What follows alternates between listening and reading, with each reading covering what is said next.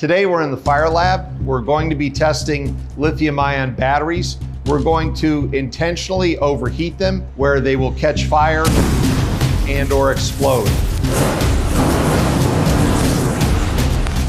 When you look around the home environment, you'll see that there's a range of battery-powered devices. Something like a toothbrush or a shaver, lawn equipment, power tools, all the way up to a battery-powered vehicle.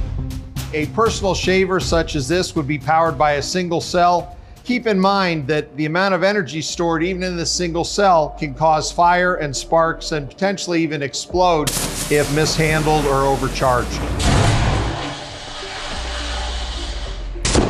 If you have a larger battery pack that has dozens of cells or hundreds of cells, that can burn for a more extended period of time. We call it thermal runaway.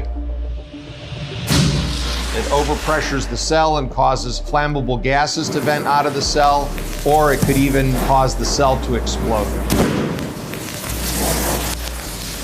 To help people understand what to do and how to handle batteries safely, FSRI has developed the Take Charge campaign. The key things for people to take away from this are buy certified products, make sure that they follow the manufacturer's guidance in the charging, use, and recycling of those products.